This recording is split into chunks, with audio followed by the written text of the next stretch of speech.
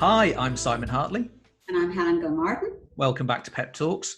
Today we are joined by a very good friend of mine and a seriously wonderful human being, Penny Power. We've been talking, I know, Helen, about innovation over the last few weeks. Penny and her husband Thomas are not just innovators, I would say proper disruptors and actually pioneers. They kicked off Ecademy, which was the world's first social network, about 4 years before LinkedIn. Penny, this was not just a journey into your unknown. This was something nobody'd ever done before, wasn't it? No, gosh, absolutely. I love the way you put that, not just my own unknown.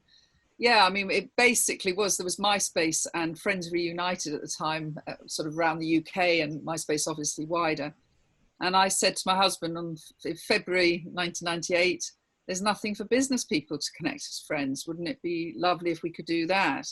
And I've known sort of deep loneliness in different aspects of life. And I was very aware that people would get isolated and lonely and more people would start their own businesses. And wouldn't it be great if we created somewhere where people connect as friends? It wasn't meant as a marketplace or a transactional community. It was very much as friends.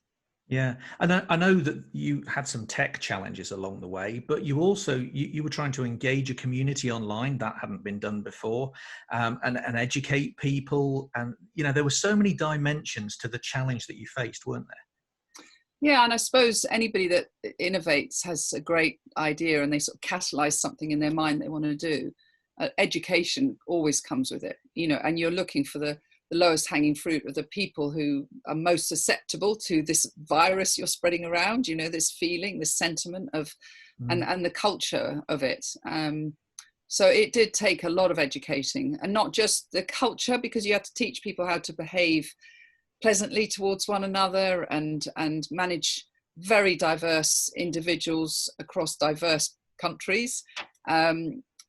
And you had to create a core of culture around that, and then educate people how to then use the tools to enable them to do that.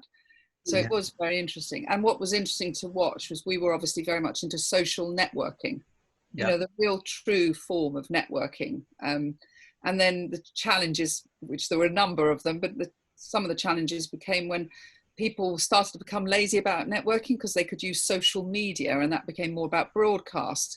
And then you had to just keep reminding people that this is about friendship and communication and sharing. It's not about broadcasting and selling. So there were a lot of challenges along the way. And of course, Penny, you started that before this pandemic, and now it's just so topical. But I did notice on your website, and you have some wonderful blogs, you talk about the shock element that we've all experienced back in March, and how as a business leader you should kind of step back, think about that, allow that to happen, allow that emotion to happen. And then you speak about pace, which really, I was drawn to that because now the pace of our businesses have changed. So could you just explain that a little bit more in this situation, what people should work on? Yeah, so I mean, the shock element is that clearly with the pandemic, some people will be having shock possibly for the first time, real serious shock. That's going to the core of their being. It's making them uncertain, insecure, full of fear. And we've been through that. In fact, I counted up in a 12-year period, we had about 10 major shocks. I mean, real body blows, which were both financial as well as some terrible emotional ones, the loss of loved ones and other types of shocks and traumas that happened around us. So I started to see a pattern. Now, I can look back to 2001 was our first really major shock, which completely disrupted our family life in terms of our finances, and where we discovered as innovators how much we were going to take our passion, how much we were willing to risk for this belief system that we had. And definitely the first shock, the first cut is the deepest, is very true. And then over time, I started to be able to trust the process of shock. And understand how we are amazing innovators in ourselves, and in the way that we can innovate our minds, take back control of our lives, and get back to the core of who we are, so that we actually do return to happiness and a calmness. And I think when you've gone through enough of those, you start to have that hope, belief and faith in the future, which is really powerful. But pace, I think, is very important, because I think we saw, you know, it's very frustrating when you witness people going into things that you've been through. You can't rescue people, you know, that's not, but in terms of empowering others, passing on your experiences does help. And I just noticed so many people, small business leaders especially, go into massive activity in the first couple of weeks of this pandemic, pivoting their businesses, giving stuff away for free, devaluing themselves and their knowledge. And you could tell they were acting from a place of scarcity and fear rather than opportunity. And that was the thing that I found most interesting to witness, not only within my close client group, but you could just see this online, couldn't you? The way that people were behaving. Yeah. And I think you sort of, it's that, you know, what, do things in haste and repent at leisure is, it was very true there. Yeah, absolutely. Well, I mean, one of the things that you and I have chatted about, the idea of innovating and being creative is often almost romanticized. People see the exciting element of it, but they don't understand the demand it has on you, the mental, emotional demand it has on you. You know, when you hit those brick walls, things don't work first time, all of that sort of stuff, or you've got these dreams and they're just not turning into reality as quickly as you want.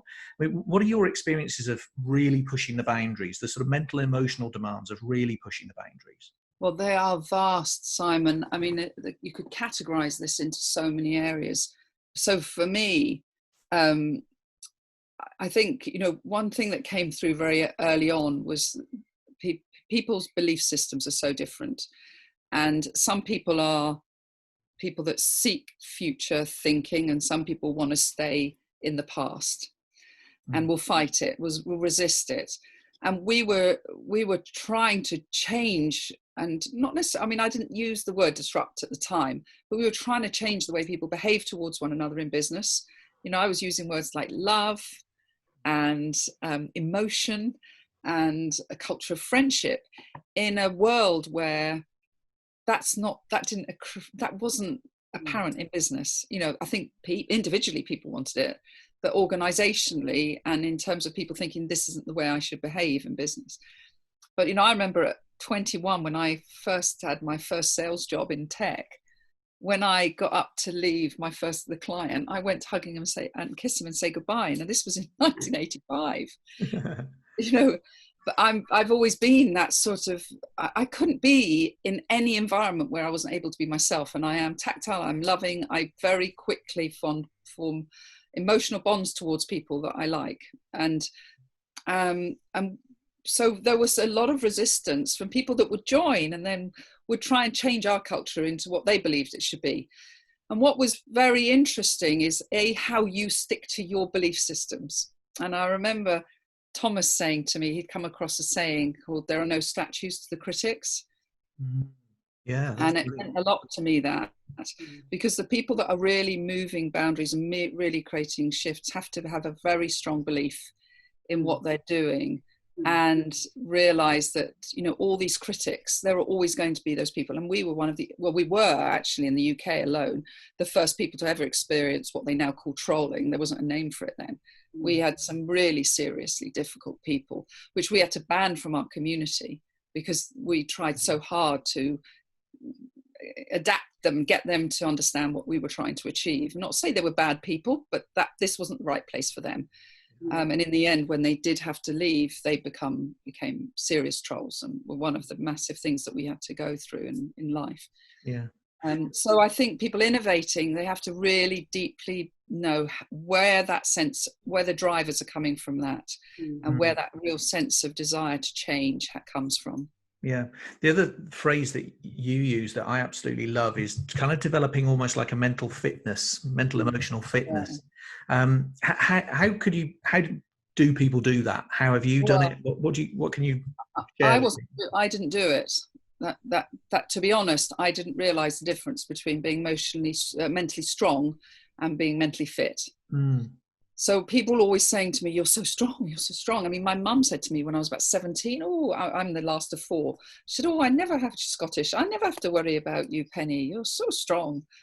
And I remember thinking, I want you to worry about me, actually. I'm very vulnerable, And so that I sort of wore that badge of being a strong person as if that was a great thing. But what I didn't realize is I wasn't mentally fit. And mental fitness is for me, was a lot about self-awareness, boundaries, understanding that I did matter, self-value, and then really starting to really hone down and realize that the world is big enough for you to really niche the sort of people you want to deal with.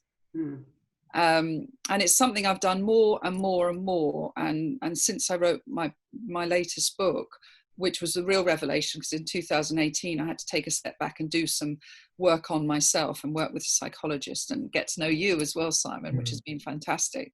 But it's not easy. You feel very self-indulgent going into self-awareness. And I'm a mother of 3 and a wife and had massive amounts of clients and a daughter and a sister, that was alien to me. And it still isn't a default for me. I have to work on my mental fitness. And I think we all have to. And I think now more than ever, people are needing to do that. And so companies are really now, we're at the beginning of 2020, everyone's talking about the KPIs, that's what drives boards and leadership. But now actually it's about the HPIs. So for everybody, I think they have to really zone in on the health performance indicators of their staff. And that really is around mindset and resilience, just as you're saying, and understanding that. And that's sort of a different mindset than what you normally measure in business. And I think in this interim period, this is really important and we need to get it right. So I was hugely interested, when you were talking about being strong and things in business, we've got to spread that out, because just because people are kind of saying, doing the work and getting on with it, I think we have to measure that. And actually one of the things that I read around you too, Penny, is you talked about, just with remote working, I guess, you talked about people eating your time, those coffees that you have, or someone asked you your ideas or your, can you just expand on that a little bit? I was really interested on that. Yeah, well, this is also an area that I find Simon is brilliant at, and a lot of it's around your personal boundaries. Yeah. It's about your value of yourself. And I think after we went through 14 years building Ecademy and eventually having sacrificed hugely ourselves financially and emotionally beyond the level that we should have done, really, but it was hard to give it up. When the business was lost, we lost money, masses, but a lot of it was we lost our identity. And we hold on to our identity so strongly within an organization, within a job title, within our brand, and that affects your self-worth. And the trouble is, when your self-worth is affected, any form of validation becomes so important to you. And you don't even realize it unless somebody points it out to you. So, and I see it a lot in the clients that I work with, because I really believe people should be very careful with how much of their advice they give away for free. You need to give enough time to someone to see that you have the credibility and the skills to do something. But when it shifts into giving free advice, you're really damaging yourself and your business. And I see myself as responsible to my business, because my business has suppliers and freelance staff and all sorts of things. I'm responsible to that. So to give my time away for free because I'm not valuing myself well enough is a really big challenge and a really big danger for business. So, when that strikes, you really do have to work on some of the core elements of what is it that makes you value yourself. Yeah. And what is your true value to others, which isn't your job title or your identity, it's who you are as a person. And really the who we are as a person doesn't change through life. You just have to have that time to re-engage with yourself. Yeah, absolutely. And this is one of the reasons I absolutely love the term mental fitness. People will appreciate on a physical level, if they don't keep themselves fit, they will decondition.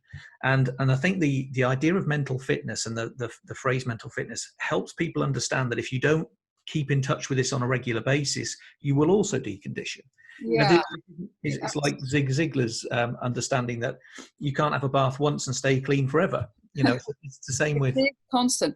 And I have, you teach us a lot about our character, don't you, Simon, which I love. And I have two characteristics that are embedded in me, and to a certain extent, I don't want to change them. And the first is I'm highly conscientious. In the Big 5 psychological test thing, I got 95 out of 100, which means I cannot let anyone down. And that is me. And I like that about myself. I like the fact people can trust me and I won't let them down. But I'm also highly agreeable. So I got 87 out of 100 on agreeable, which means I want to say yes. Now, if you combine those two characteristics together, you're in a lot of danger. Because we can't say yes to everyone and never let anyone down. It's just impossible. So then once you understand that self-awareness piece again about yourself, then you have to learn about how do you create the right boundaries and communication style around you to live with the fact you have those two characteristics. And I find those two characteristics are very, very apparent in women, when I'm coaching women, but very much in men as well, but particularly in sole traders or small businesses where they feel they can't afford to say no, and they feel they need to help everyone because that's part of building their brand. And it's just as a fine line there. Absolutely. So how do you use these experiences now to help other people? Oh, that's such a lovely question. So, well, I have, like most people, imposter syndrome on lots of things. And after I think, unknown to me, I've been coaching and mentoring people for many, many years, decades. I think even back to school days, I think I was naturally that way inclined. But I've never gone into having qualifications. And I think, if you're going to be a lawyer, get a qualification. If you're going to be an accountant, get a qualification. I've never become a qualified business coach. But when I wrote my book, which I really wrote that in truth and thought, when this goes out, I'm either going to stay as a businesswoman or I'm going to become a midwife. That was my scenarios, because people are either going to respect and believe me for my experience rather than academic awareness of things. And I'm very fortunate that people started to say, actually, I want you around me for your experience. And so I started to coach or mentor or whatever. And I decided group coaching was the thing I wanted to do, because I don't believe I'm the only person that knows anything. I want to facilitate the most beautiful environment, again, communities, in small intimate groups that enable people to really find their truth, but inspire one another. Because if you get a group of 12 people who maybe have some of the issues I've talked about, and they start sharing and supporting and giving skills to one another, their validation of themselves and each other rises. So we now run mastermind groups, which for the last 18 months has been beautiful. It's probably been the most stable working environment I've ever had. And Thomas and I actually got to the point where we thought, wow, for the first time since 1998, we've got something that's predictable. And then this happened, which was, another thing out of our control, like so many people listening to you. And there was an element of me that wanted to sit in the corner and stamp my feet and say, not again, because I couldn't believe that I'd finally got something that it wasn't huge, it wasn't scaling, it was beautiful, it was controllable, it wasn't massively ambitious, but it was lovely. And now we can't meet because we can't go into these beautiful environments where we used to meet at. So we've had to go to being virtual, which, like us today, it can be very powerful. But I long for the day when we once again are meeting again face to face. And Simon, you as one of our experts, we love it. It's a lovely environment. So it really is. Yeah. In the second chapter, you talk about that in your book. Being broken is personal. But the bit that I picked up out of that that's really resonated with me for today is that you say everything will be okay. It might be different, but it will be okay. And I think we've got to hang on to that, Penny. That's the message. And different, honestly, can be beautiful. Yeah. Because I think we also have to think about, there's this comparison thing. Who are we comparing ourselves with? And I was listening to a show, and a podcast, and somebody said, don't forget you can actually be in danger of comparing yourself with your former self. And if I tried to compare myself to a former self, 15 years ago on the global stage, traveling the world, it was mega. But actually, would I want that now as much? Would I want that much responsibility? I love the thought of going out and speaking globally, but, actually to repeat what I did before, no. So why am I going to compare myself with the former self? So different can be beautiful. And I did a TED talk with my daughter, because our daughter, when she was 23, 4 years ago, had suffered a terrible trauma of abuse when she was abducted by 3 men in a car. And we did a TED talk together about how adversity leads you to a much better life. Because adversity that everyone's going through at the moment, nobody can be immune to it, will actually help them find a different and more beautiful life. And I really, truly believe that. Yeah, which I think is an amazing message to end on. So, Penny, thank you very, very much for joining us. Helen, thank you too. I'm just going to say, if you haven't read Penny's book, Business is Personal, do it. I'm not saying that just because she's here. I'm saying it because it's a brilliant book. Thank you, everybody, for joining us. We will see you again on another episode of Pep Talks. Take care.